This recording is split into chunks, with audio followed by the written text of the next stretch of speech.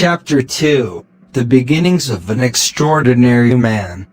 Geometry was taught in English, which was then a new language for him, and he had difficulty in following. But when I reached the 13th proposition of Euclid, the utter simplicity of the subject was suddenly revealed to me. A subject which only required the pure and simple use of one's reasoning powers could not be difficult. Ever since that time, geometry has been both easy and interesting for me. He likewise had trouble with Sanskrit, but after the teacher, Mr. Krishnashanker, reminded him that it was the language of Hinduism's sacred scriptures, the future Mahatma severed and succeeded.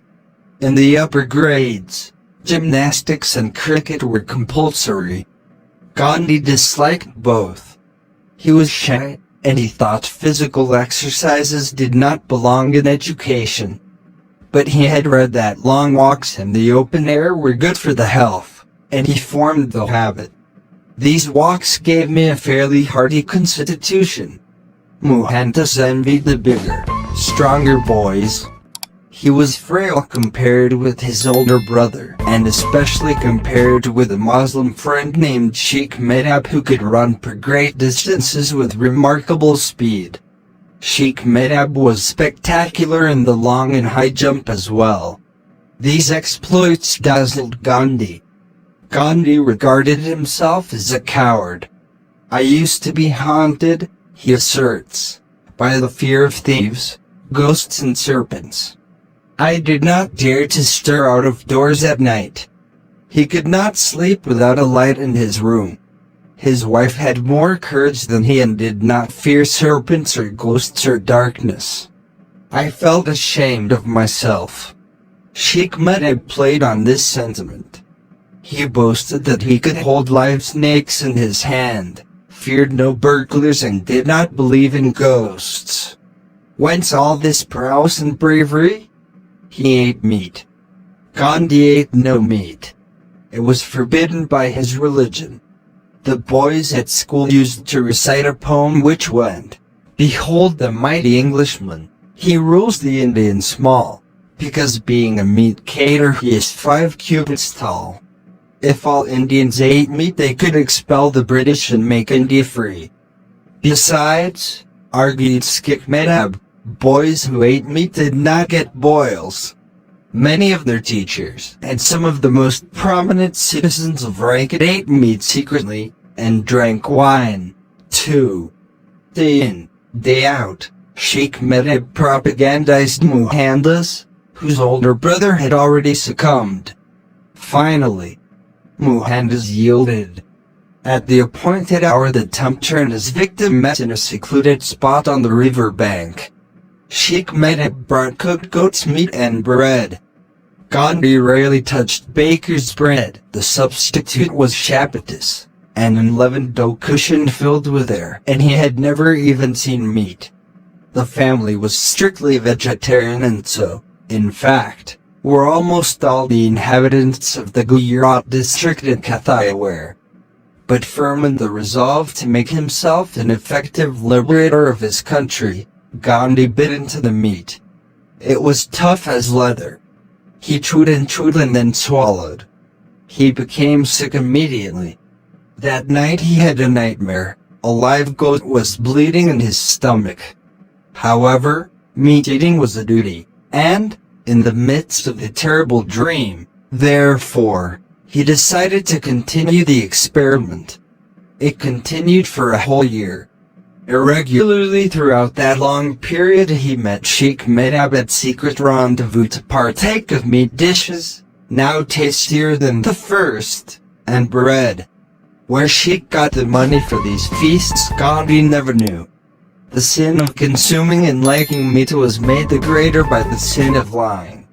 In the end he could not stand the dishonesty and, though still convinced that meat-eating was essential for patriotic reasons, he vowed to abjure it until his parents' death enabled him to be a carnivore openly. By now Gandhi developed an urge to reform Sheik Mehtab. This prolonged the relationship.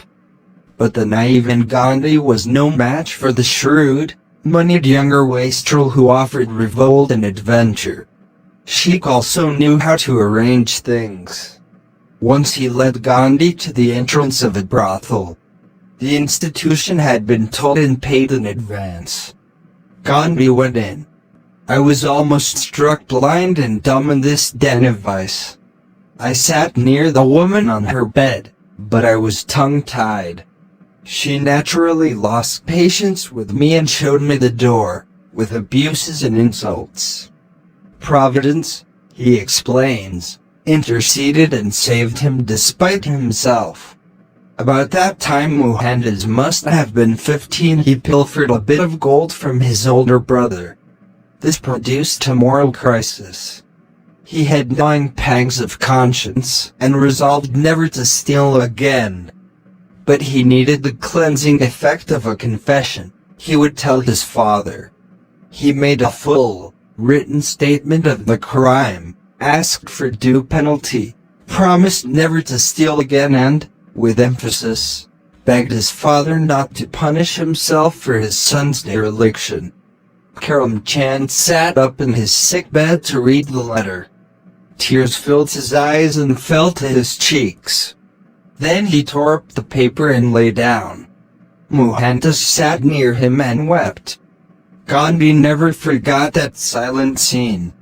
Sincere repentance and confession induced by love, rather than fear, won him his father's sublime forgiveness and affection.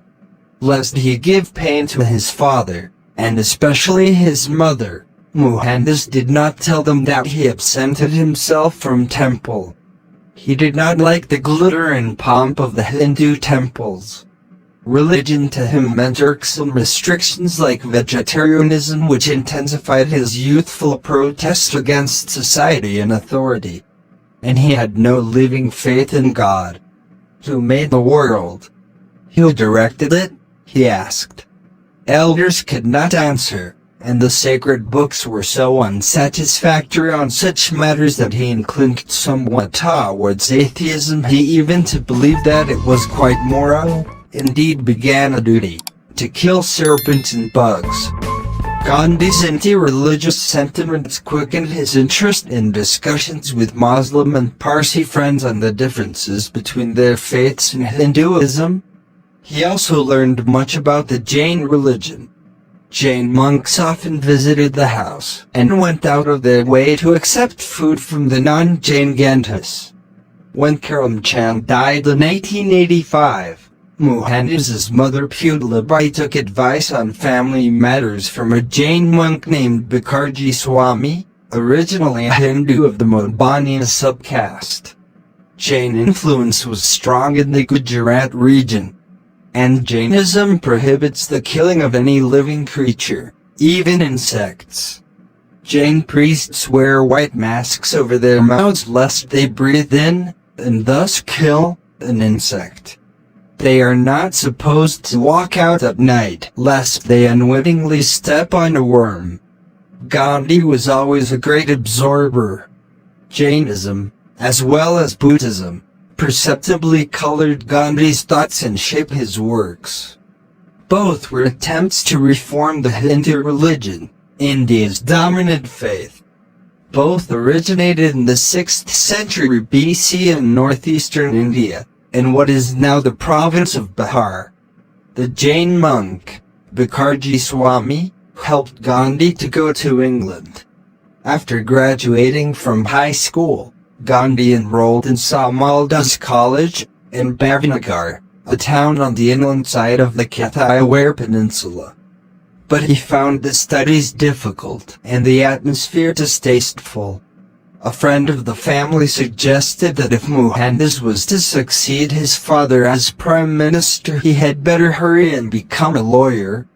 The quickest way was to take a 3-year course in England. Gandhi was most eager to go. But he was afraid of law. Could he pass the examinations? Might it not be preferable to study he pass medicine?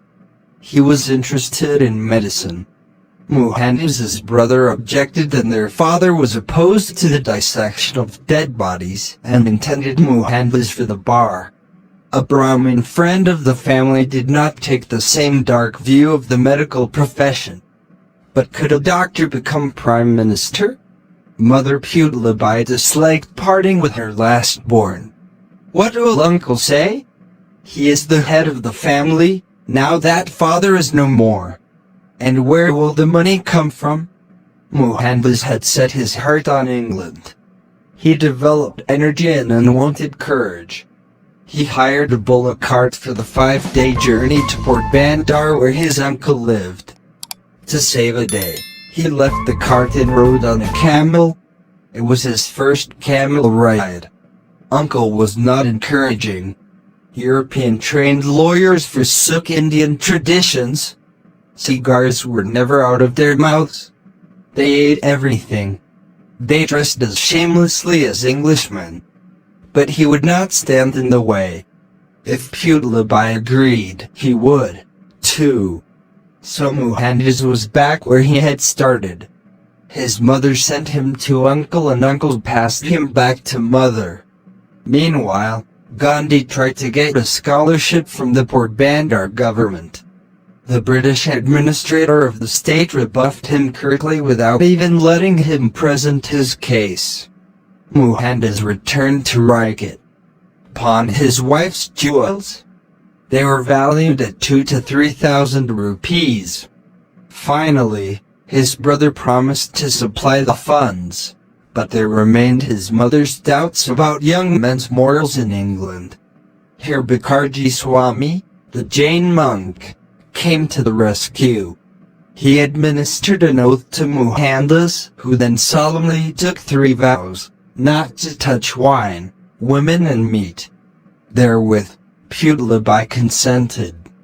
Joyfully, in June 1888, Gandhi left for Bombay with his brother, who carried the money.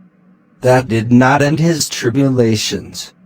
People said the Arabian Sea was too rough during the summer monsoon season. One ship had sunk in a gale.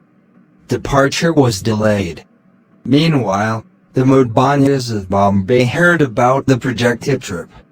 They convened a meeting of the clan and summoned Mohandas to attend. No Modbanya had ever been to England, the elders argued. Their religion forbade voyages abroad because Hinduism could not be practiced there. Gandhi told them he would go nevertheless. At this, the headman ostracized Mohandas. This boy shall be treated as an outcast from today, the elder declared. Undaunted, Gandhi bought a steamer ticket, a necktie, a short jacket and enough food, chiefly sweets and fruit, for the 3 weeks to Southampton. On the 4th of September, he sailed. He was not yet 18. Several months earlier, Kasturbai had borne him a male child, and they called it Huril. Now the voyage to England gave Gandhi a long and healthy separation from his wife. The end of Chapter 2.